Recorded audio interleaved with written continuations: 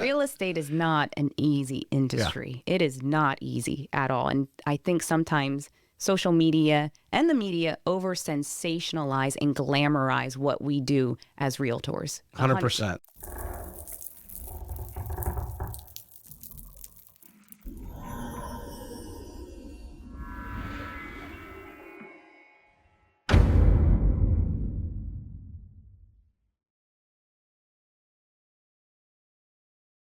Welcome back to the Real Estate Excellence Podcast. Great guest today. She is considered one of the top agents in Jacksonville. She works with one of the largest brokers in Northeast Florida, Watson Realty, who ranked her number 12 in 2023.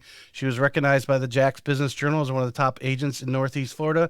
Today, we'll find out what makes this amazing agent tick. Let's welcome Cassandra Shober to the show. Hey, thank you so much for having me today. I'm really excited to be here. Yeah, I appreciate you coming down and hear your story.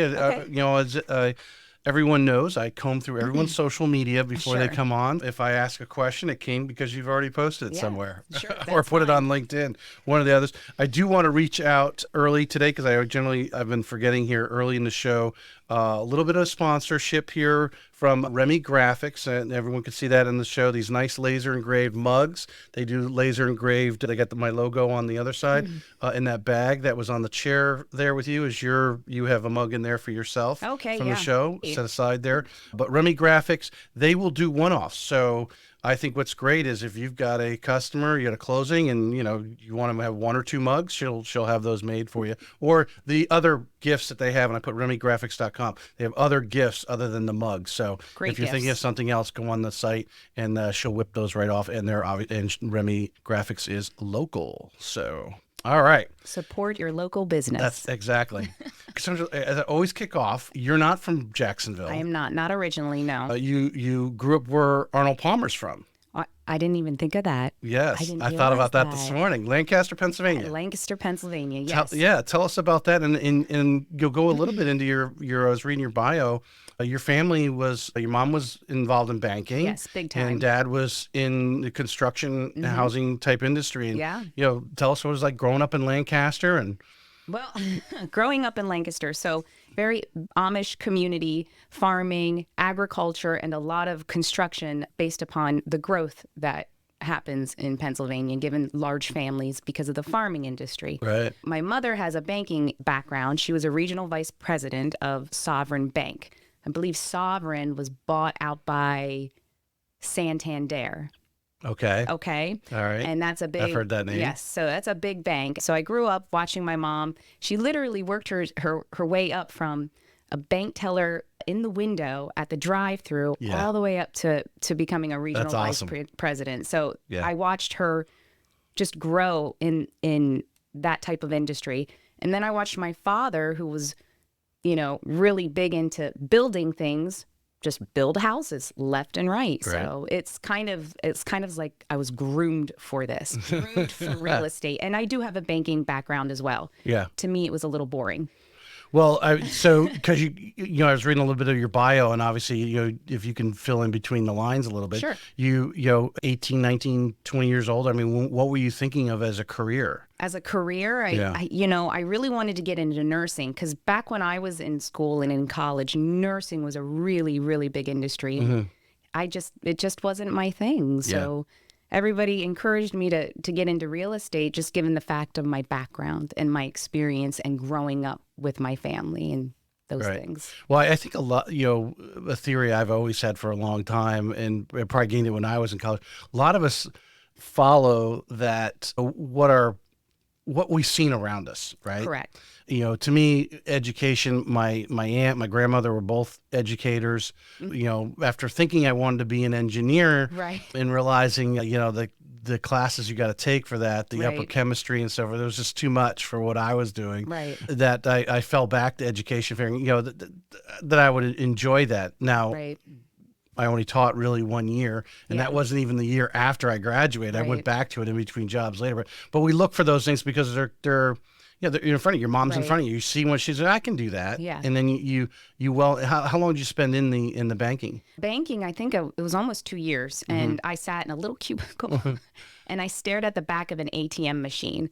So it was fun. It was exciting. It gave me a lot of experience when it comes to understanding how mortgages work, how customers think, how buyers think. So the experience was excellent. It wasn't my thing, though. It was slightly boring. Well, that's what I really want to dig out of you from that standpoint, because how you've taken it to the real estate world. Because obviously, I've had several people on that have had mortgage experience before going into real estate, and again, I've been in this business almost 19 years. Right. Having worked at Quicken Loans and Loan Depot, both in their call centers for the first 12 years of my career, taking on a lot of applications. I've talked to a lot of different people, and some agents are almost, they're scared to have just kind of even the basic surface level, even like, where's your money coming from? Right. Yeah. Questions like that, Right. or just saying, hey, we might have a client, or especially a new home buyer, first time home buyer, hey, where's your credit at? Do we need to work on that? Right. Having those kind of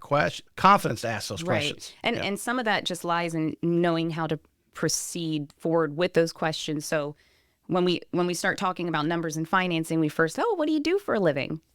Then we have this conversation. Oh, I bet you make, and then it leads one thing to another to another. So it's kind of like you make the person feel comfortable, and then they start to open up themselves. Yeah. And then just in the general conversations you're having as an agent, yes, you hear them say stuff, and you're like, red flag. All right, we need to dig deeper into that. Yes, we do. Yes, all the time. We need to make sure that's not going to be let me connect you with somebody. Yeah, exactly. Exactly. All right. You're in the banking, but Dad's business is growing from what I'm reading in your bio, right? Yes. His construction business. And he actually starts to specialize in the drywall area. Okay. Is that, if I'm reading that correctly? That was my ex-husband. I'm sorry. I thought okay. Which was great, great experience. Did he work for your dad? No, he did not. Okay.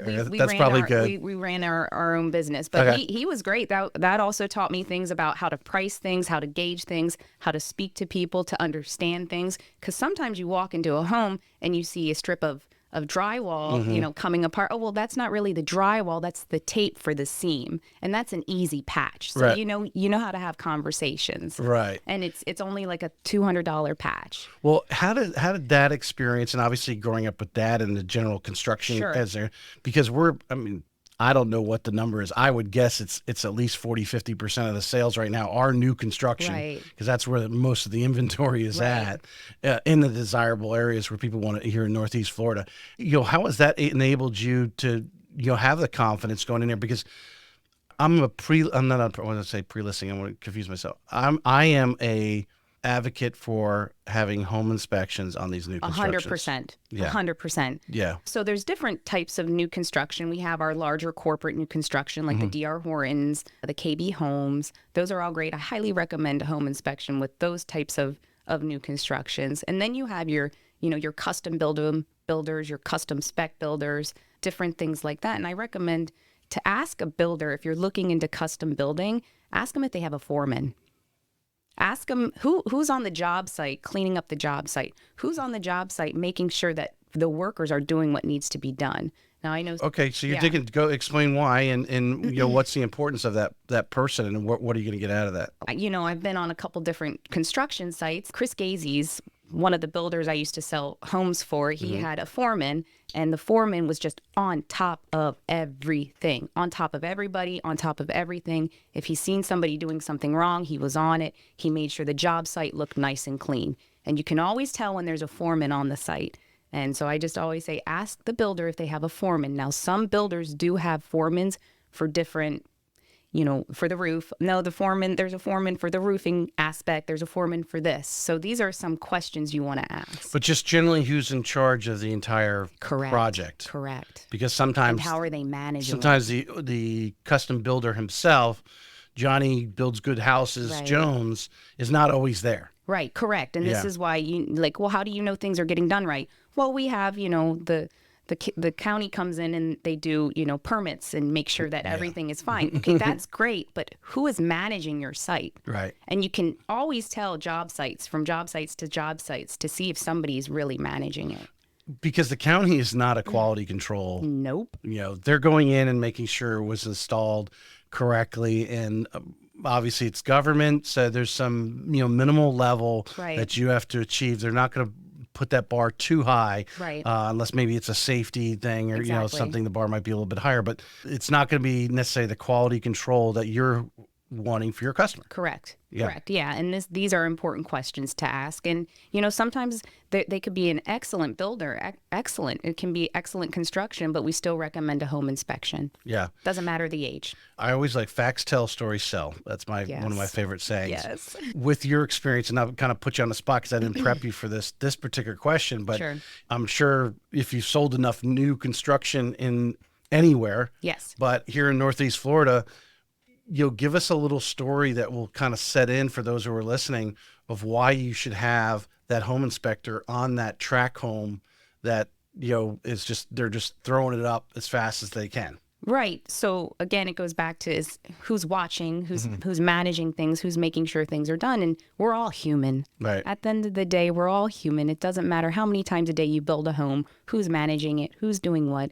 It's just important to CYA and just check the work. And that's just, a learning curve and a learning experience as well. It's something important to do. Well, so I want to, can you think of, and if you can't think of something right now, maybe we'll come to you, just a situation that you've had. Yeah. Sure. Give me a roof leak on a brand new construction, Right. Things like that. And it wasn't that the roof was actually leaking. It's just that they didn't have things connected properly. It's little things like that. Right. I mean, plumbing can leak if something's not connected correctly. These homes haven't been lived in before. They're brand new construction. Right. And that's the beautiful thing about buying a used home. You already know what's wrong. It's been seasoned a little bit. Exactly. Right. Exactly. So I'm trying to think of one that really stands out, but it's not. Well, it happens. You need someone to get up on that roof. Right. I've heard stories. I've had Austin Gray on, and where they're pre-slab, they're putting the plumbing in where what's going to be the plumbing that's going to be in the slab, and where the toilet and the sink are not actually at the proper distance because the toilet and sink aren't there yet. Yeah. And you go in and measure it, and it's like, this ain't going to work. Right. And then they're in there after they pour the slab, having to chop up the slab to move the plumbing over. Right. And now here's, you're hoping your slab has the integrity of the slab hasn't been altered. Correct. When you do that. Right. Exactly. So, yeah. Exactly. It happens every day. I highly suggest. Now the builders fight you guys on that, don't they? A little bit. Sometimes, lately it seems like the builders really want to work with people. Isn't it amazing? 21, really they didn't even want to see your face. Man, it really is. Oh, now there's bonus. It's a really good time for buyers to buy new construction. There's a lot of bonuses. There's a lot of features. But again, just have somebody representing you and looking out for your best interest as well. So anyone listening, and I think you're speaking to new agents. Okay. They need, that might be listening. They need to reach out to someone like you. Right. You've seen it. You have previous experience, obviously, in construction. Right. If they want to, get some, sit down and have coffee with you, because the worst thing you want to do. Coffee. I had a situation I was privy to where they did not put the air conditioning drain hose in the slab. Uh-huh. The house is now built, and they realized. So what they did is they took it up and went up to the second floor, then went out, and then had to come out through the second. So now on the side of the house you have this thing. Okay, MacGyver. But how do you get the water up to the second floor and over and out? They had to put a pump in. Well, there's a failure point. Yeah. You're using gravity. Right. That's not going to fail in the way it should be done. Now they're putting a pump in there. Yeah. Failure. So but if we had a home inspector, a company checking those stages, 100%. Hopefully they would have caught something. And I would get a highly professional home inspector who has dealt with new construction, because they know what to look for, the things and mistakes that people make. Yeah. And depending on the different builder, you can gauge those things. Yeah. Those jobs for those, I don't know, what are the builders called? Their site guys. Those are tough, where they're bouncing around. They got numerous houses going on. Right. They got contractors going over. And, they're not necessarily the most experienced. I've seen some very young guys out there, low 20s, running a subdivision. Right. And so what is their quality? Right. What do they expect? And then they're challenged, obviously, with the quality of contractors that are coming in. If anybody's hearing this, we need more laborers. Yeah, need more quality labor, but you need to have the person on your team, an agent like yourself, and then 100%. Who's obviously recommending a home inspector to go through those stages. Just because it's new construction doesn't mean it's perfect. Yep, exactly. Just because it's new construction, that means nothing. So what brought you to Jax? Oh, what brought me to Jax? So we were in Pennsylvania. 2009, 2010 is when the housing market crashed, and it was a cold winter. It was sky high prices, and a lot of the homes that we lived in Pennsylvania have oil. They're ran by oil, okay? And oil prices just skyrocketed, and we're like, hey, we want something different, and so we decided to come down to Florida. Because the construction business, I don't think many people realize, I've mentioned it several times in 200 episodes, but when we had the collapse in 7 and 8, the housing construction went below any low point in the previous 50 years. It went below that. Right. And it didn't get back to that low until like 11 or 12. Right. Yeah. And that was a low point. It was. And so I was tired of the cold. I wanted something different. I have family in Florida. I have family in Jacksonville. And this is where we ended up. Yeah. And I love it. I love it. All right. There was a little gap in your timeline of your LinkedIn. Oh, okay. But you moved to Jax, but it doesn't actually say because you didn't start real estate until 16. Yes, right? Correct. So did you pick up something or raising kids, or what are you? I was raising kids, and I was doing I was serving tables at the same time, which was flexible for my schedule. However, I didn't want to do it forever. I didn't want, no offense to anyone, I didn't want to be the 70-year-old. Yeah, it's tough work. I didn't want to be a 70-year-old still working at the Waffle House. I was tired of smelling like a restaurant. I was tired of running around, and I said, I can give excellent service. I always, when someone says they worked in a restaurant, I always think of Howard Flashin over at Round Table. Howard, if you're listening, one of these people, tell Howard I mentioned him on the show. But Howard still has on his LinkedIn, I forget what restaurant he worked at, but he still has on his LinkedIn his time working in the restaurant, because everyone that's come out of that, CC Underwood's another one. I'm just thinking of people who've told me they've worked in restaurants. I've worked in, I've washed dishes, I've bussed tables, I've waited tables. It's a tough industry. Yeah, you haven't, I don't think you've really lived. Yes. Worked. Yeah. Unless you've worked somewhere, some level in a restaurant. Yeah, and it's a great, for me, it's in the restaurant, in the service industry, only the strong survive.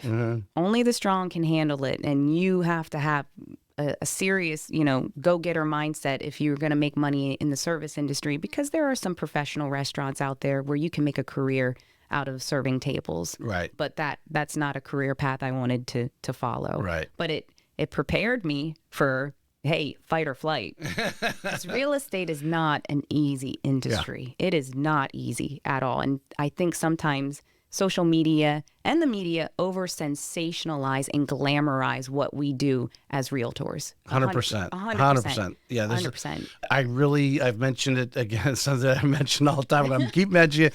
Well, one, I think every agent should have a notebook that they actually chart, just like an attorney does. Sally called me at 8:45 in the evening, talked about how her and her husband have a problem with, because you guys are counseling, whether it's marriage counseling or pulling people off the ceiling. Obviously sometimes negotiations can go on for days, if not weeks. I've negotiated contracts for a month before getting a home under contract, just because some buyers are slow and steady. Yeah. People don't understand all that time, and the importance of taking that call at 8 o'clock. Right. They don't. They don't, because a deal could be falling apart. Yeah. You got somebody who's going to be losing sleep and stressed out, and who knows, they might do something stupid. Right. Like call the next morning, say cancel the deal, and never return another phone call. Right. You don't want that. You don't want people to get to those extremes. No, you don't. And a lot of it's just having communication with the buyer or with the seller. Really understanding who they are, what makes them tick, what's going on, why do you feel this way? And just having like you said, I'm a therapist sometimes. Yeah. I really am. So yeah. I don't think the general public, especially some of these people that are putting some of the stuff out here with the NAR settlement and stuff, and I think they've tried to devalue agents. So they really have. I think it's important for agents just to come right back. Right. Now, something I picked up the other day was an article. I don't think many people picked it up. I'm trying to remember the gentleman's name. He does a lot of social media reels. Something James is in his name. but I guess in Massachusetts, Okay. their MLS, I think it's called PIP or something like that. Nice. Yeah. They are actually challenging the DOJ and saying, hey, we think it's a freedom of speech to post the commissions on the MLS. Oh, wow. So their lawyers are actually taking it up. And I hope some other states join in. Right. Because I don't know anyone who says, hey, transparency is taking it off so no one can see it. What? Yeah. That's our bureaucracies right now. You know, again, it's an extreme, right? So there's been some extreme unethical things happening within the industry, and it had to come to an end. However, now we've like gone to a complete extreme, and now we're all like, so it's just finding the fine balance and holding folks accountable, you know, for ethics violations. How are you in? I don't know how often you know, because some agents never go in the office. I mean, I go in almost every day. You like to go in. How is the atmosphere of in Watson in the office with your particular office, your leadership? Sure. Because obviously some people are, you know, you're having to pull some agents off the ceiling with this whole the buyer doing a buyer's agreement and so forth. They're not used to that, or they're a little nervous. It's new. How are you guys handling it? Well, you know, I always look to the examples, right? So Jan Shields is a top producing agent in our office, and my gosh, she's cranking out numbers, but she's been selling real estate since 1984. Okay? You want to talk about extremes and changes? You know, some of the top producing agents have lived through that. Right. Okay? So it's all about adaptability and having a real positive attitude and, you know, not allowing fear to overtake you. So that's just my opinion. Have you started doing the buyer's agreement yet? Yes, I have. Okay. So yes. What is your, you know, just to kind of share some best practices, were you doing it before? No, I wasn't. Not consistently. Not consistently, no. But with my sellers, you know, I tell them everything is negotiable, including commission. However, I always shed light for the sellers. You need to understand that you're looking at a buyer who's looking to purchase a $500,000 property with a 20% down payment on top of 4% in closing costs. Now they have to pay another 3% for their agent's commission, where your total sales and your total closing cost is only going to be 7 to 8%. Right. Help the buyer out. Help them out. Well, really. And technically, the buyer is paying for it because they are assuming the debt. Yeah. That's what they're paying for the house. That's what I don't. You know, I know it's hard for some people to get their arms around that. Right. But the buyer's always been paying for it. It's just been in the price. Correct. Because if the buyer doesn't have representation, the first thing they're would be asking for is to lower my price 3%. And where the ethical violation or where the problem is coming in is that selling agents or realtors were not, you know, allowing or disclosing to sellers that commission is negotiable. You know, hey, you know, 3% to the buyer's agent, 3% to the listing agent. The buyers can pay for that. I don't know an industry that actually broadcasts. You go into the car dealership, do they broadcast, hey, here's our price, but negotiate with us? Right. I mean, they don't start negotiating until you say no. Yeah. Well, and some of it depends on the seller's circumstances too. You know, it's an individualized, basis. Everything depends on what the seller's needs are, and it really depends on the buyer's needs too. How important is it right now, I think, to maintain sanity in the business for, like I said, when you're going on a listing appointment and you're going through this, hey, this is, you know, you get to the point where I'm going to have 5-6% commission. We're going to cut whatever back to the buyer's agent to cover that. And this is why we're doing it. Because I think that this is why I think has been kind of the part that we have kind of brushed over. Everyone assumes that our consumers know what we're doing. Exactly. When there's so much that even as a lender, as a real estate, there's so much we do below the waterline that they never see. Yeah. And they don't, for sure. They don't. How important is for that listing agent, again, to take that time and of course, obviously add value to themselves, but take some time to explain to people, this is what's going on. Show them the numbers. Yeah. Show them the numbers. Show them where they can find a calculator with their closing costs. Show them the numbers. Help them see it too. Yeah. And then we also help them try to see the buyer's perspective as well. You know, so it's kind of like the whole idea is to make the transaction close, you know, and right now sellers are really having a hard time adjusting with the industry. It wasn't what it was 2 years ago. We're asking $25,000 to $50,000 over our, list price. You have to kind of prepare sellers. Hey, your home might sit on the market for 6 to 9 months. Guess what, guys? This is normal. This is a normal market. Yeah. Going under contract in 24 hours and having a supply of only 2,300 homes in the MLS, this is unbalanced, extremely unbalanced. Yeah. So it's all about bringing balance back in. And once the balance is here, people are like, but it's not even about that. It's just a matter of just doing the work consistently every day.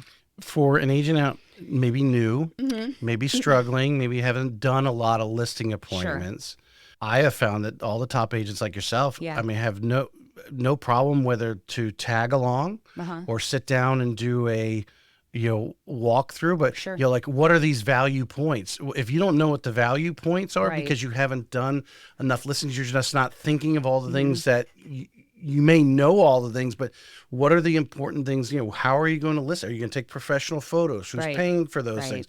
And you need to actually go down and itemize these things and like you said, show them, where is all this money going to? Exactly, 100%. So it's putting together a really pristine listing package. It includes comparables. It includes how you're going to market. It includes everything. So I'm not going to reveal some of my secrets. Well, I don't think anything's totally secret. There's things, I think you could, it's like right now, every class you go to, right, is video, right? You should be doing video. How many people are really actually doing it? I can tell you, even the best agents that I've had on, I go on their YouTube, there is nothing there. Yeah. There's a couple handful of videos they may have done 6 months, 6 years ago. Whether it's if you're a social media thing, but obviously I think I always go back to George Guerrero. If you're from Miami, George is treasurer right now at Florida Realtor. He's been president of the Miami board. When I asked him what is 3 things that real estate agents need to be doing, he said video. And I remember that when I first started in the industry. I remember one of my broker and now mentor, he was like, you got to get videos, you got to get videos, you got to get videos. And I'll walk around and people are like, we love watching your videos. And I'm like, it's just something simple and fun I do. You know, but people absolutely love it. We have a lot of customers that are coming from out of state. Yes. Where do you think they're actually, you're not old enough to, you haven't been in the business long enough to remember. I do remember back in the day, my dad dabbled in real estate at one time, but when they actually had to wait for the notebook to come out, right? They updated the notebook in the office of what the listings were. And there was only a few of them. Yeah. There was only a few. And you were only looking at this picture and this address and it said, hey, it's 3 bedroom, 2 bath and so many square feet. Or hopefully it was maybe on a lake or on the water, whatever. You just got those. And then, so you had to actually go out and look at it. Right. Most of these people are looking at the house numerous times on the video. Right. I think, would you agree? Now, you've been at Watson for a while, but is it Cassandra or is it Watson that you get most of your business from? Oh, man. So I would say it's Cassandra. Yeah. 100%. Watson's just there to give me the tools to do it, and they support their realtors. At the end of the day, agents need to understand your broker can't feed you. Only you can feed you. Yeah. Your broker can't always give you leads. If somebody's tempting you with leads, you better know how to get your own leads. They cannot feed you. They should teach you how to fish so you can feed yourself. Yeah, well, exactly. And I think these places that are more lead generation up front, generally a new agent coming on, that might be a great way to get their business started. Right, exactly. A little faster type thing. I was trying to think where I was going with my thought there. We both got off on a slight tangent. Oh, the video, but the importance of them building a relationship with you over the video. Right. Yeah. I guess they can see kind of my style, what kind of homes I'm doing. I like to say from castles to cottages or cottages to castles. I'll do mobile homes. I'll do luxury listings. We'll do it all. So I think it's just a matter of capturing everything. Well, we know everyone's headshot is not always up to date. There's been plenty of people I've had on where the only thing I have is their headshot, and I meet them for the first time coming on the show, and I'm like, ooh, okay, is that you? Yeah, all right. I see the resemblance. But the video is to me, well, scientists will tell you, whether you're watching a video or like face to face, your mind doesn't differentiate. Yeah. And they're building that relationship, even though you're not, you're talking to a camera, they visualize you're talking to them, and they see your mannerisms. They see, how you present yourself, and you're like, hey, that's someone I can, I think some of what has helped me is just educating buyers and sellers. Like, there's nothing to hide. You can educate them. At the end of the day, they can make an educated guess, right? You're just there to help them with that. So I always say, hey, this could happen or this could happen. What do you want to do?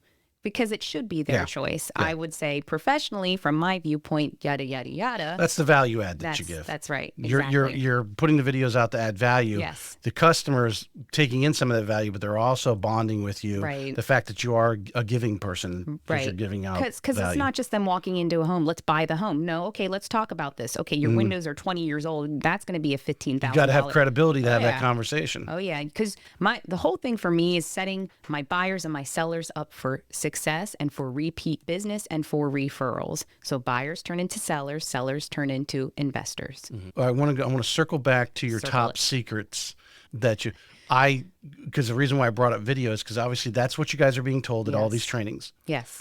But how many are actually doing it? It's nerve-wracking. Yeah. It's nerve-wracking. There's a lot of really great methods because I'm sure you would agree, all of you do your business a little bit different. Right. 100%. Some completely different. Yes.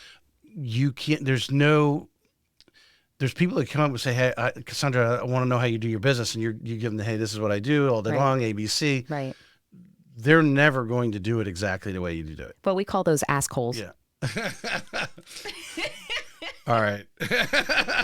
They just ask what to do and then they don't do it. Well, I mean, completely not do it. But I'm saying they may do some of like they're going to take something, right? If someone's going to move forward with it, they're going to take out what they think is the most valuable. And that's what I do. And then do it the way they want to do it. Right. It's like a recipe. Yeah. It's like you get a recipe and then you add your own little flavor and flair and different styles and approaches. Yeah. Yes. Yes. Much like that. Yes. That was actually the analogy I had in my head. There you go. But so to me, there really is no top secret because you're only, you're going to disagree with me, but I mean, I think every agent only has an influence to a certain level. You're not massively advertising billboards, TV in Jacksonville, so everybody knows who Cassandra is. Right. You have your circle of influence. Right. Someone over here, they have a totally different, they may overlap a little bit, but they have a totally another circle. I think at the end of the day, the secret is being you and being passionate about real estate. You have to be passionate. If you don't have that passion, I don't think it will work for you because passion is what drives you, right? And customers will see that. Yeah. And the secret is just being passionate and showing up and doing the work. Well, that backs up what like you're saying when you're going into a house and you especially a listing appointment, you say, oh my God, we need to fix this. We need to do that. And you've got to have the conviction or the passion that you're talking about, and then backed up with some credibility. Right. The video gives you credibility. Right. So you may not know everything about new construction. Right. But if you go out and with a home inspector or whatever, whoever might give you this education and then share that education with people on, through video, all of a sudden you're gaining credibility. Yes. Because you're talking about it. I agree. So one of my approaches when dealing with sellers is when we have this conversation, hey, I understand you live in your home. Homes are made to be lived in. Okay. But when we're selling a home, this becomes a beauty pageant. And we turn it and you're like, hey, we got to do this. We got to do that. We got to make this all pretty perfect because you're in competition. You're in competition to sell your home. In the market's obviously changed in the last, 30 buyers recognize that. Buyers recognize a clean home compared to somebody who's just like, pfft. Right. That's actually kind of where I'm because in 21 they made it tolerated, but today, whether you're doing some staging or obviously, like you said, you're going in, having some conversations. Share, if you could, go back to one of those experiences you've had where you've had a listing appointment where you had to have one of those kind of heart-to-heart conversations with them and say, hey, if you want to get the best dollar for this, we need to have. So I was at a listing appointment and it was a referral. That's how they had called me. And my first thing I ever do was when I walk into a home, show me the home, show me around, show me. And we're walking around and I looked up and I noticed a stain on the ceiling. I was like, is your roof leaking? And she's like, I didn't even know that was there. She's like, we've had multiple agents come through this home and you are the first person to point that out. Wow. And I was like, you got to cover that up. Like the roof, we got to check these things out, you know? And then we sat down, had a conversation. 2 days later, they called me and hired me just because I pointed out a stain on the ceiling. Yeah. Because stains on the ceiling, buyers like, oh my gosh.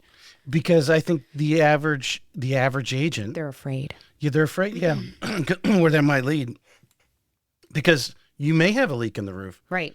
I don't know anyone buying a house right now that's not having a home inspection, especially on an existing home. Right. You'd be considered crazy to be doing that. Yeah. So why would they would be, you know, and you don't know if that customer is going to pay for the cheapy guy who just kind of goes through like an appraiser and just looks, and if he didn't see anything, nothing's wrong. Right. But some of these guys, you know, they have the equipment and the technology. If there's a stain there, there's moisture up there, boom, they're digging deeper. Right. And now you got someone's going to back out of a contract. Right. Now it's an acknowledging problems, disclose problems, and we can always work around problems. Do you like pre-listing inspections? Depending on the home. Depending on the home, and it really depends on the seller's needs. I always recommend it, but you know, sellers are like, well, we'd just rather wait.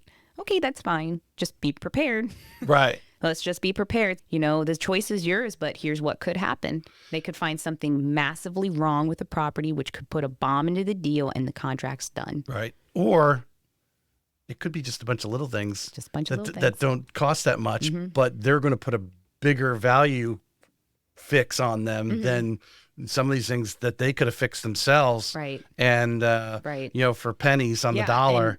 And this is where, like, Mr. Seller, Mrs. Seller, you need to get a contractor out there to have that checked, and you have your prices ready. So if a buyer bounces back and they say this is $20,000 and your contractor's saying it's only $5,000, well, here's our evidence. What evidence do you have to prove? Right. Besides your home inspector, where's the contractor? You know, and this is where the negotiations come in. Yeah, the negotiation concessions or those actual physical repairs. So you might get less for your home, because you didn't spend a few $100 up front. Right.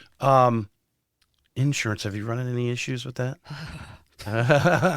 Oh, insurance companies, we love you. We hate you. No, I mean, I always recommend during the home inspection period to have a 4-point inspection done. This is how, you know, a lot of insurance company gauge binding an insurance policy or not.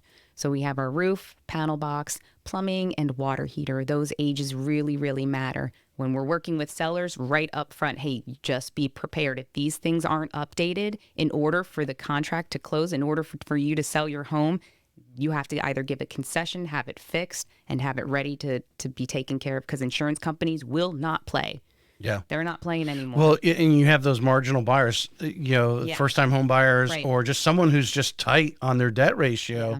And all of a sudden the insurance comes back and it's twice as much. You know, we didn't have that problem 3 years ago. No. But in the last, 24, 36 months, as insurance issues come up, we're seeing some crazy. This is why we have a 4-point inspection that the insurance company has on file, because 9 times out of 10, when you have that on file, they won't mess with you because they know they can't, because here, my inspector, here's the evidence.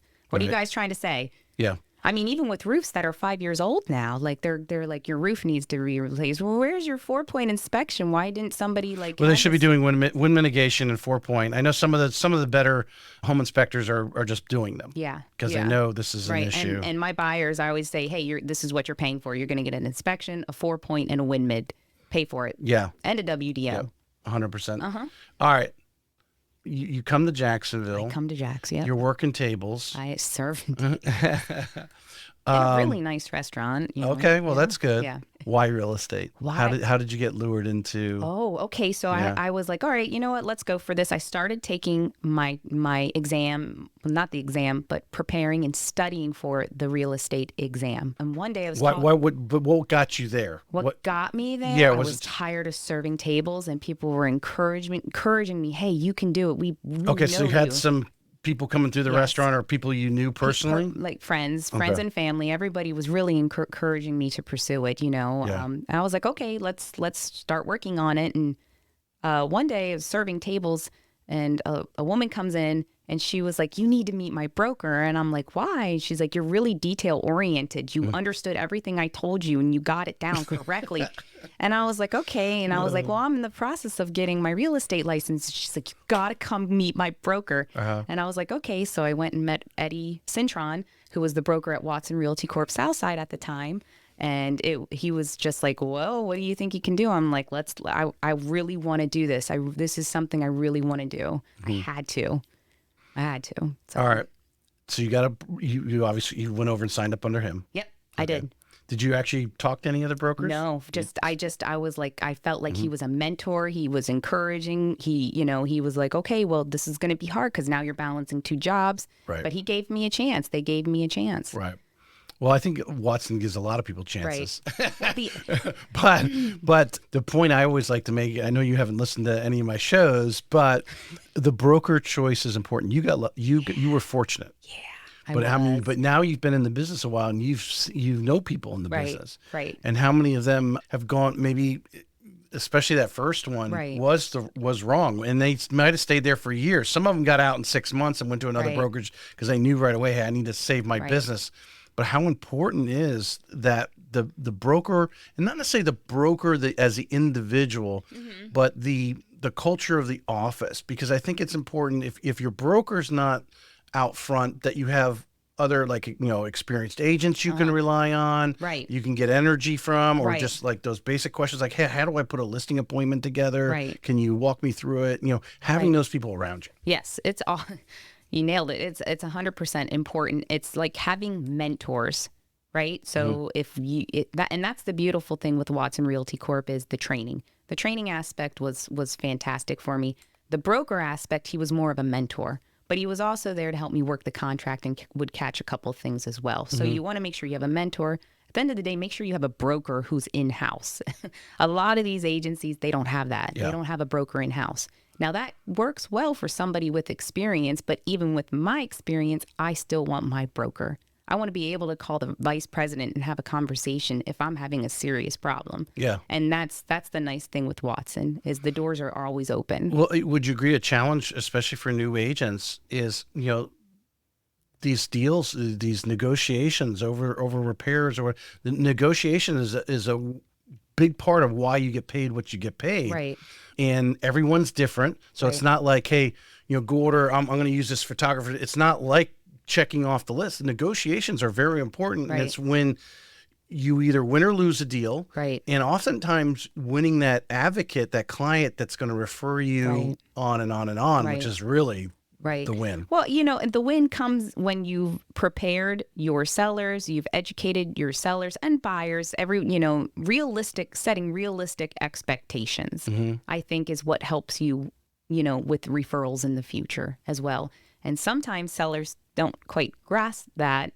So you can kind of butt heads a little bit, but as a realtor, I stand firm on some things, but it's their decision. So you can't, fight that all the time. But how you present it. And of course, sometimes some people get a little emotional. Sometimes you need to put the phone down, walk away, take a walk around the block and then come back and let your mind, but to have, whether it's a great broker, to bounce, hey, say, hey, here's the situation. This is what I think we should do. What do you think? And get that kind of feedback before you go back to your clients. Exactly. Yeah. And I'll do that. Sometimes I'll have a conversation in the mirror with myself. Have a conversation with myself. Yeah.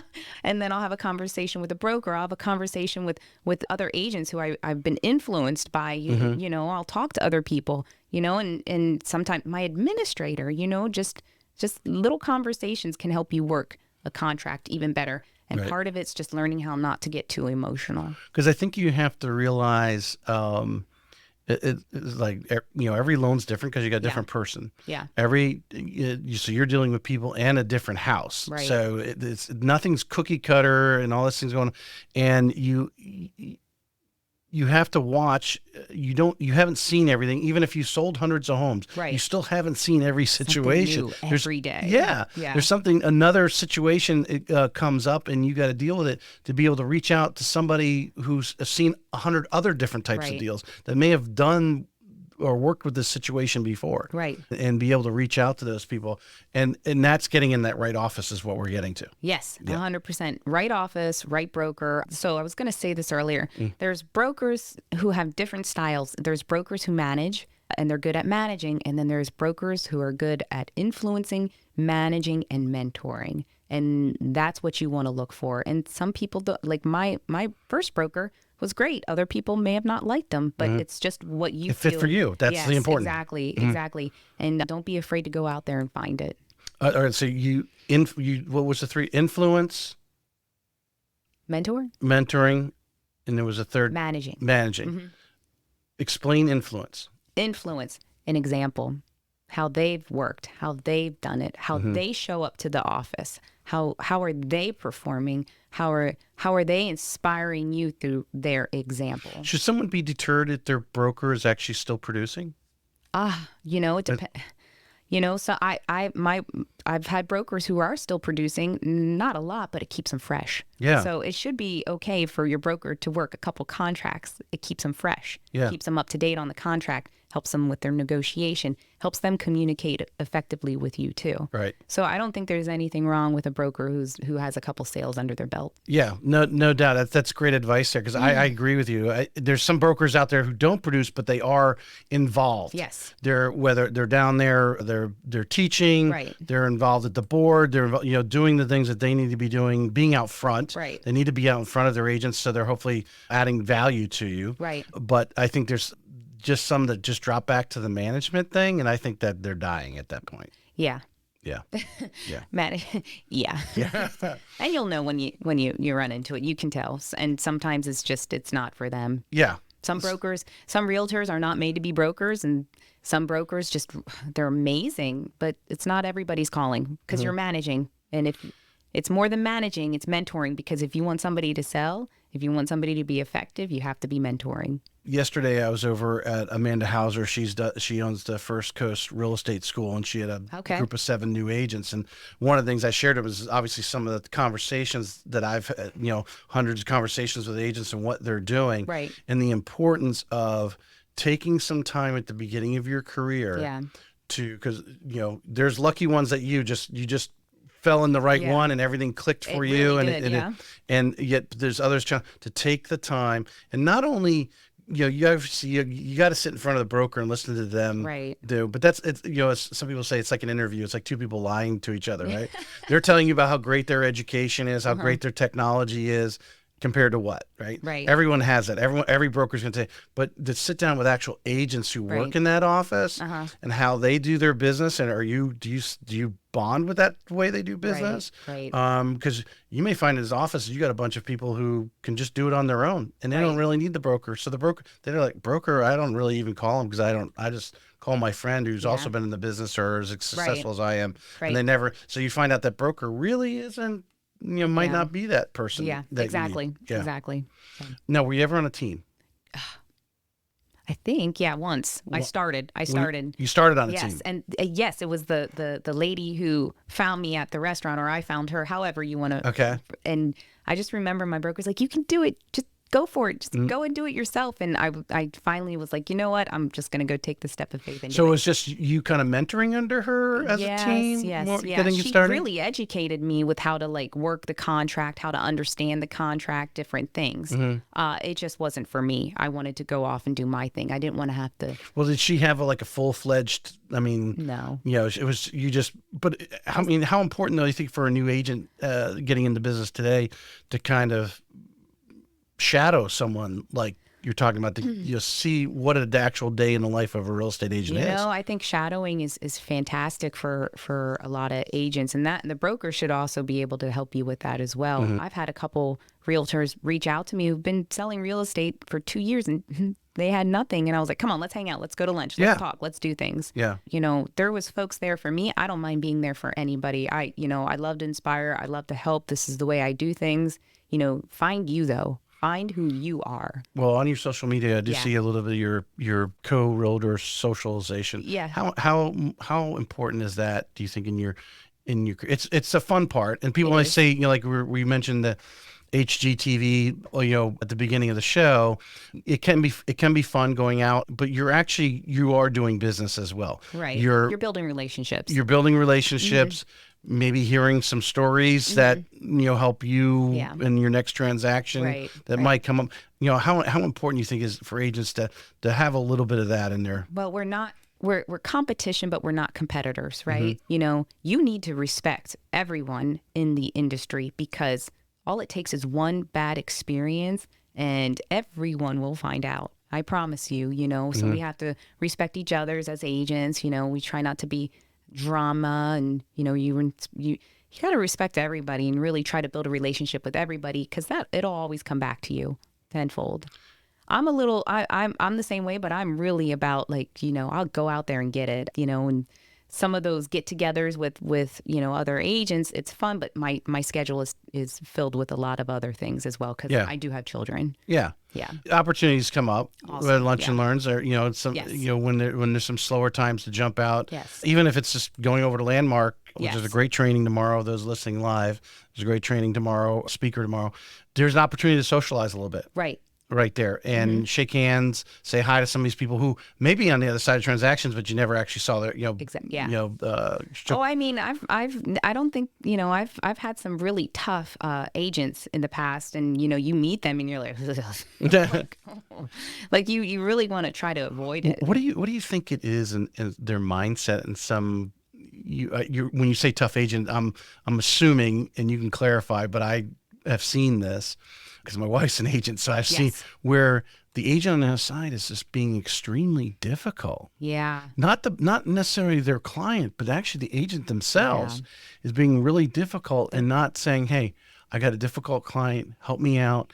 Because the goal is we got a seller, and we got someone who wants to buy that house. Right. How can we get it to closing? And I think sometimes they think that this is their specialty with negotiation. Oh, sweetheart, it does not work like that. You can't operate like that. You have to really kind of explain, hey, I have a difficult seller, so I apologize, but this is this is what's happening. Right. Or I have a difficult buyer, or I have a scared buyer. I have this. It's just, because the reality is, as an agent, those listening in here, if you are one of those agents, hopefully I don't have any listeners like that, but maybe I do.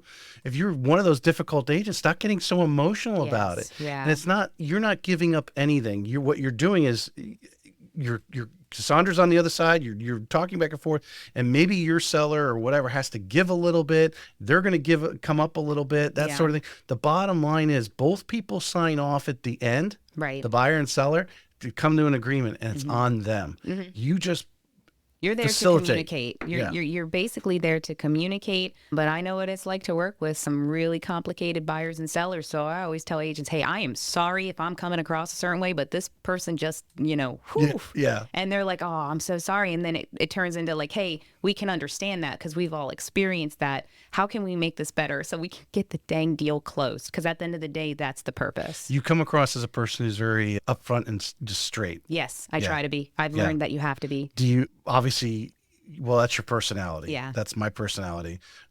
You're from Pennsylvania. I was born in New York, grew up in Massachusetts. Northern thing. Yeah, it's that attitude thing. But some of our Southern friends, they kind of can take offense to it. They want a little sugar added to it. I don't know. And I've had to learn how to kind of be like that. But the beautiful thing is, even the Southern friends, if they're professionals on the other, they know they have to be upfront too. Right. Sometimes there's no sugar coating anything. Well, it's business. It's not personal. When you start bringing in the personal thing, like their tone and the voice, and I have a history of being misunderstood. Yes. And it's generally a lot of things that I didn't even say. Yeah, right. More than things I actually said. Yeah, I get it. People get that emotional, but it's business. And when someone hires you, you're hired to be their bulldog. You're hired to do a job. Yeah, and and they all right. So you get started. You're this lady who introduced you to the broker. Yes. You work with her a little bit. Right. And then realize it was just a few months, and then the broker's like, "Hey, you're just your own solo agent type of thing." Pretty much. So what were some of your What did you pick up from her? And then what were, for those new agents that might be listening, or even someone struggling right now who might be in the business 3 years, but it feels like their first year, what were some of the challenges you had, and then how did you overcome them? So the answer, your question about her. Yeah. So that was great. I learned all about like how to operate the systems for DocuSigns and things like that. I understood the contract. She was really great at explaining things, communicating things. She taught me a lot of things. I just wanted to be on my own. I wanted to do things. Well, you still need that. You want to learn those things. Yes. Now, I did have Angela Walker, who was a longtime Watson agent for years until she recently moved. When she moved now, and obviously all those things change. Yeah. After being with Watson for 20-some years, she's like, I just want to hire a transaction coordinator. I don't have time to learn those things now. That's where she felt, because 20-some years where she's at in her life and so forth, she didn't want to have to spend all that. But as a new agent, you kind of need to know how those things work behind the scenes. Even as a seasoned agent, transaction coordinators are great, but you need to know that contract. You need to understand. Well, I didn't say the contract. I'm talking about the CRM. CRM. Those kind of the back office software. Yes, I can see where we need those as well. But I'd like to learn the systems just because it just makes you, I think it does something to your brain, learning new things. And for agents who are really struggling right now, oh gosh, you just got to get out there and go get it. You really do. You have to mailers, flyers, door hangers, open houses, your COI, doing the work. You have to do the work, and you cannot be a secret agent. You have to be in people's faces. You have to be out at meetings. You have to go and meet people. You've gone, you went through the full cycle, right? You started in 16. Obviously, we know 19, 20, 21, it was gangbusters. There's a bunch of agents that started during that time. Right. Obviously, at the different seasons over the nearly almost 7 years you've been in the business now, you've doing stuff a little differently. What you didn't even have time in 21 to do. Right. What are some things you're doing now in summer of 24 that maybe you didn't have time to do, really weren't doing a lot of now, but like you said, getting back to the basics, getting out there and doing it. Right. What are some of those getting out there and doing it? Open houses, for sure. Open houses is a big thing, because back in 2021, you didn't. So you just stuck to sign the yard. Like, oh my gosh, done. And now you really have to focus on marketing, good MLS descriptions, professional photography, things like that. I mean, I was always doing that. I was always that person, but now I have to be really, really specific, really, really detailed, really, prepare the home to market. How preparing the home to market, that has beyond the sale effects. Now you've been doing it 7 years. You've been around. You're interacting with agents. You're considered a seasoned agent. You guys are having these conversations. The importance of doing it right, having those professional photos, because they're up there forever. And that is, your name's on them. Yeah. And what's fun is when you see, listings where they have a Christmas tree and it's still June. Like, come on, check your listings. Like, every day I'm like trying to figure out, can I do something different? Is there something I can change with this listing? Is there something that I'm missing? Pull other agents in. So it's just a matter of really working your business. You really got to take care. You don't slap a home up and that's it. You have really just constantly following up with it. Follow up, follow up, follow up. We have a saying, the fortune's in the follow up. Yeah. But how many enter the business, and you may have been like this at the beginning or maybe didn't realize it, but now I'm sure you do. You have to look at every house that you're representing as not only, yes, that 30 or 45 days and you close, or if it's listed, whatever the period of time that house, you're active at that house. But the things that you do with it is your reputation. It's my portfolio. Yeah, for future ongoing business for years and years and years. Right, and I don't think some agents realize that. A lot of realtors don't realize that. But again, there's different styles, there's different types, and there's different types of sellers who, I've heard some sellers say they don't like the professional pictures because it's not realistic. Oh, I never thought of that. I never thought. Not realistic? I never thought of that. Like, who thinks like that? Like, no, like, I didn't think like that. But buyers don't see it like that. So, yes, professional pictures, 100%. I know. They're out there. My answer to them is, what do you care? You're leaving. I know.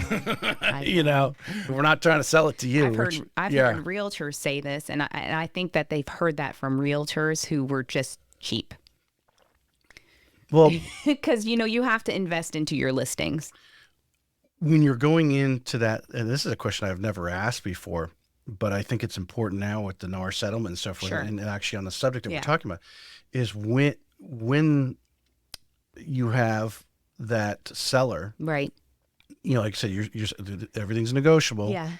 When they start to have that, right, the importance right now is showing my value, showing your value. But being prepared for that. Now, not firing right back, but obviously letting, because a lot of times people just want to throw it out there to see how you react. Right. If you've been in sales long enough, there are questions people ask just to see how you react. Even if they're not actually thinking that directly, it's subliminally in their head. Yeah. I have to ask a question to let the salesperson know that I'm actually listening. Right. So they throw a question on, well, do we really need to do that? Or, you know, well, can't you do better on your price? And how important is you have to practice this, maybe with other agents, role playing, that sort of thing. So when you are in front of a customer, how your whole presence comes back with a distinct answer, and then you're moving on. Right. Well, you know, we just explained what you're paying me to do and what you're paying the buyer's agent to do. And this is what I'm going to do, and this is what the buyer's agent is going to do. Yeah. And, you know, we can always negotiate price and things like that if we need to. But, you know, pay your agent, you know. If you want to list your home, you stick that for sale sign and have fun at it. And 9 times out of 10, you will end up hiring somebody if you want to do a for sale by owner, because it is a lot of work. Yeah. Yeah, they have no idea all that's interacted and the interactions that go back and forth. And not only just knowing, you know, I try to keep both sides, both agents. I don't necessarily tell the listing agent what my borrower details are going, but obviously keeping them informed. If you don't have someone representing you, they're not going to call you, the seller, and say, oh yeah, by the way, the buyer, you know, is in this is a situation that we're working through and we'll have it resolved. You want to tell the agent that so they can filter it, but the agent knows what's going on and everyone's handling. You don't get that when you don't have an agent. No, and they don't realize setting up appointments, having conversations, you know, just, you know, having certain forms and disclosures signed. A lot of you know, and they have a separate job, so they don't understand how real estate works. Again, social media and the media has over-sensationalized what we do for a living, okay? We don't all drive Porsches. We all don't dress up, you know, in Gucci and Armani. A lot of us wear sneakers and jeans, and we're out pounding the pavement every single day. And sometimes you're cleaning toilets and cleaning houses right before an open house. 100%, totally. And a lot of agents need to get the selling sunset image out of their mind because, no, this is boots on the ground, you know, pounding the pavement. And there's good money. There's good if you're money. Willing to put at the end of the day, you can definitely treat yourself to a nice dinner if you're putting the work in. Sure, but you got to put the work in. This isn't as easy as folks think. Now, you know, granted, there are those stories where somebody gets into the industry and, man, they're making millions of dollars. Okay, good for you, but no, it's not. It's not how everybody is. Yeah. The statistics of 80% dropping out before they even renew. You know, who knows when they dropped out? They might have dropped out in the first 3 months, but the statistic doesn't come around until the renewals don't happen. Well, and a lot of folks are like, well, I can sell. Okay, no. It's not about selling. You have to be multifaceted. You have to know how to communicate. You have to know how to negotiate. You have to know how to market. You have to know how to talk to people. You have to know how to do all sorts of things. You have to know how to be a therapist. You have to know how to be a firefighter. You have to know how to be you're going to be putting out fires. You have to understand how mortgages work. You have to understand everything. It's one of the most multifaceted personalities. Right. And a lot of it's not actually, you know, there's no like, hey, go to a classroom and after 40 hours, you're going to know all this. Actually have to, it's learning by every pitch that's thrown at you. Right. Going to every opportunity that you can, these lunch and learns where a lender or insurance company or whatever is giving information, going to NEFAR, that sort of thing, and getting these things over time. And you just got to deal with the curveballs that are thrown at you, but hopefully you surround yourself with key people. Yes, that's right. The one thing you didn't mention in that great list that you just rattled off there, because you said you can sell. Sales has something to do with it. I think sales negotiation, that some depending on what they've been selling or whatever. There's things, a lot of the things that you mentioned. Yes. But I think one of the things a lot of salespeople don't necessarily have to have is the relationship part. Now, we mentioned having relationships with other real estate agents briefly earlier, but as a real estate agent, you want to be seen as the resource in the community, the concierge. Right. You're going to have, just because you helped them buy the home, how are you going to make that into future sales? How are you going to get referrals for them? You have to have a relationship with them, because there's a lot of transaction going on, and you may be really good at that, but then the closing happens. Now what do you do next? What are some of the things that you would recommend? Some of the things that maybe you do or like to do in the relations with your customers? Yeah, sure. So every customer is different, right? And you have to understand that. But at the end of the day, you can't lose who you are as well, just because you need to coddle somebody's feelings. So you also have to learn how to be gentle with presenting certain things. Empathetic, I think is the word. Empathetic, yes. That's a very good word. Yeah. Are you dealing with a shark? Numbers, and they'll the Northrop Grumman engineer. Ooh, and then are you dealing with somebody who's just like, hey, whatever you need, who doesn't clean out the house right before closing? Like, what? Yeah, they're just go with the flow. And then you have somebody who will. A lot of my foreigners are like this. My foreign customers, they'll ask you question after question after question after question, and you have to know how to answer these questions so they stay cool after the third or fourth one. Yes, and it's not because they're any certain way. It's because they need to understand, because we have a language barrier. So that's something that people need to keep in mind. Like, everybody has different types of communication styles, and you have to understand different styles, and then learn how to work with that person while still maintaining your professionalism and empathizing with that person. Yes. No, I think you're 100% right with our they have questions, but that's an opportunity to win. It is. Because if you're patient with them and you answer their questions, you get back to them in a reasonable period of time, they appreciate that service. Sure. And let me make sure I understand what you're saying. We always ask is this what you're saying? And no, I mean it. Like, you have to. Good point. You always have to, and I do that with anybody. Like, so what you're saying is this? No, I'm saying I gotcha. So it's like, sometimes it might frustrate people, but when you clarify a question, it shows that you're listening. Yeah. So it's being and that you care. It's 100%. That you care, that you want, you're solving their concern. Exactly. 100%. So, again, we're not just salespeople. We're not just salespeople. Almost 7 years now. Yeah. You had somewhat of a little bit of a mentorship at the beginning. You're going to call it that. Have you advanced? Have you hired a coach at any time? You've thought about hiring a coach? No, never. No, really? I read a lot. I do some seminars and things like that. I do a lot of reading. That helps. But no, I've never hired a mentor. What do you like? When you say reading, I imagine this kind of not necessarily, somewhat industry or sales specific type stuff? More like subconsciousness, tapping into, what we personal development. Yes, what we tell ourselves, what we think, what we think becomes manifests to become true, self-affirmations. And a big one was ninja selling. That's a good one. I've heard that recommended numerous times. That's hands down. I need to do a refresher on that one. That was great. For sure. What was it specifically about ninja selling that some of the things that you've taken from that? They've combined the manifestation aspect, the super consciousness understanding of, hey, this up here can bring about anything that you want, and then they also show you how to fine tune that into your business. Hey, we have a buyer sheet, we have a seller sheet, we have a warm sheet, we have a hot sheet. These types of things. We always follow up. We're looking for our buyers. We're looking for the sellers for the buyers. Like, there's a lot that goes into it. Your CRM, work on your CRM, 20 appointments in a week, these types of things. Do you, in advice for agents that's out there that may not be thriving, at least in their eyes, or again, any new agents, I mean, are you a time blocker? I try. What do you think has been your, giving you the consistency of success? Some of the practices you try to do, whether it's daily or weekly or monthly, things that you're doing. Right. So my morning routine, Hands down, that's my thing. My morning routine, I wake up, drink my cup of coffee, I do my affirmations, I do my reading, I get up, I go for a walk, I work out, I come back, I get ready, and I go to work. And I do that all before 9 o'clock.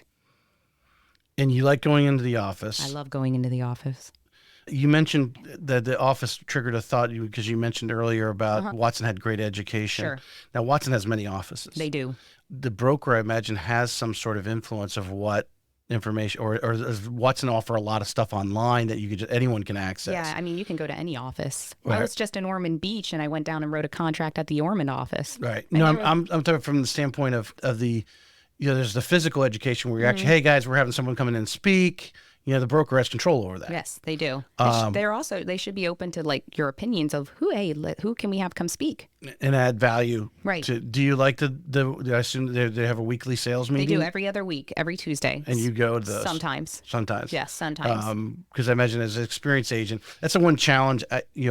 We know there's brokers in town that cater towards more experienced agents. I'm sure you've gotten phone calls from them. Yes. And then, Watson is notorious, Keller Williams notorious because they have a lot of teams for new agents. Right. And the challenge of having a sales meeting with a lot of newbies in it versus sales meeting with experienced people and what you can or what you're able to discuss. Right. Yeah. Right. Yeah.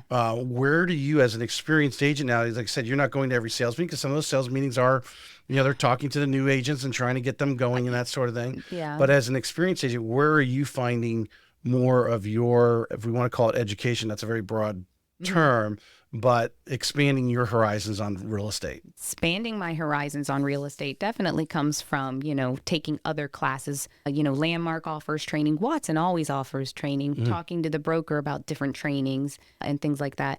The team meetings, I think, should be like a mixed faceted group of top producing agents, newer agents. So then the newer agents can sit there and learn, and top producing agents can sometimes forget what it was like to sit there and be like, oh my gosh, where's my lead going to come from this week? Like, what am I going to do? And it's just kind of like, I think it helps with the communication aspect if you're working a contract with a less experienced agent as well. And I think sometimes agents with experience like to kind of overshadow the newer agents and be like, no, instead of trying to take them a little bit under their wing and being like, okay, let's do this. Let's try to work through this. I had one agent, she was like, I remember when you called me constantly and followed up about everything. And I didn't understand it until like my third or fourth transaction. She was like, I am so thankful you taught me about the follow-up because I didn't let the ball drop on something. Right. So, yeah. I think the unique thing about real estate is it's this full life circle. Yes. And, a lot of agents drop out, but how important it is, for an experienced agent to pour a little bit or be available for the newer agents, because that newer agent's going to get some deals eventually if they stay in long enough, right? Yeah. And if they screw it up, it only devalues the entire industry. Right. It's in the experienced agent's best interest to help them have successful reputation. And one thing I hear from experienced agents, the industry is this and the industry is going to this. And, we have the opportunity to change that with every interaction that we have with other agents, through great communication, through understanding each other, through working through each other, especially with the newer agents, because if an experienced agent just helps with that confidence boost with a newer agent, man, that newer agent's going to feel so good after that deal closes, and they're going to want to go out there and get it again. I don't think if every experienced agent today worked with every new agent that come in, I don't think it's going to move the needle of the amount of agents that are actively doing the business. Right. That it's going to, because I think obviously, like I said, you're not really competition. You're going to go further by collaborating and raising the bar on the value of a real estate agent. That's far more important than any competition. If you're pouring in or you're there, you're only going to add to the quality of the service and reputation of all real estate agents versus actually moving the needle where 80% don't renew after 2 years. You know, maybe what does that move to 77%? Right. Right. Right. It's not really going to like, oh my God, I have all these other competitors out here because I helped all these new agents. Yeah. I don't think it's going to do that. No. But I think every transaction that's being done is going to be done at a higher level. And that's how it should be. And then the overall reputation. We hold each other accountable to things, right? Yeah. And not all agents or not all realtors are like that. So it's just a matter of, hey, you'll find your flow. You'll find people that you can be like, oh my gosh, hey, and you hug and you love on each other. At the end of the day, people know we're like, hey, we're all busy. We all got lives. You know, so things happen. Right. Why should someone choose Cassandra to represent them as a buyer or seller? Why should someone choose Cassandra? Because I am a go-getter. I'm a professional. I am disciplined and I am determined. And I effectively communicate with my buyers and sellers. Good answer. That's you. your good elevator pitch right there. I like my 30-second elevator pitch. One thing I want to say to newer agents is you're planting seeds. You're planting a garden. You're planting. Give it 2 years. Give it 5 years. And I promise you, your business, if you're doing the work, will flourish. It will. Kevin Wagaman, who's actually speaking tomorrow at Landmark, had him on the last show. Yes. And he said when he first started, he spent a lot of time in the education, all those things that you can go to lunch, you can get free lunch everywhere. There's a lender, there's an insurance company, there's somebody giving a free lunch somewhere or breakfast, either or. Coffee, you probably could find both if you actually concentrated on it. Yeah. You actually concentrate. But unfortunately, that's not going to bring you the business. You actually have to get down to it. And like I said, whether it's doing the open houses, banging doors, all the thousands of different, there's 1,000 different ways you can market this business. There really is. Really is. It's just a matter of, do you have it in you? Right. Are you passionate? Find someone that's doing it and find out what they're doing. Find if you like it. You may not like the way they do it. There's some people that actually do like to bang doors. I mean, it's almost August in Northeast Florida. I don't want to be out there banging doors, but there's people that do it, right? And they're having success. Doesn't mean you have to do. There's other ways, but find a way and find a mentor that's doing it. And like you said, you've got to do the money producing, or you got to time block those money producing activities every day. Don't get caught up at NEFAR all day and think you've moved your business. Right. You got to do different things, moving and shaking and trying to meet different people from different aspects, title companies, lenders, all different types of people, lenders especially.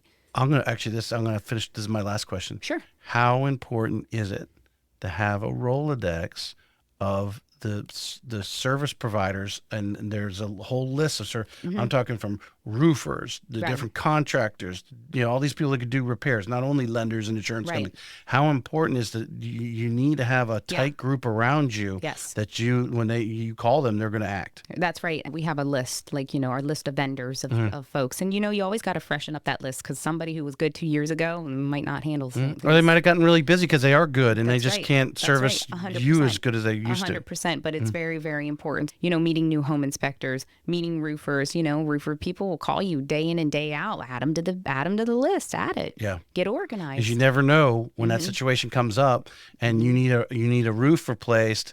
Yep. Before or after closing, and this guy can't do it, or this guy's willing to do it before closing and not get his check until closing. Right. There's great guys out there like that. You got to find those guys. Right. 100%. Yeah. 100%. Appreciate you coming on today. Hey, thank you for having me. Awesome. This is great. I'm going to come back and do it again. Yes, definitely.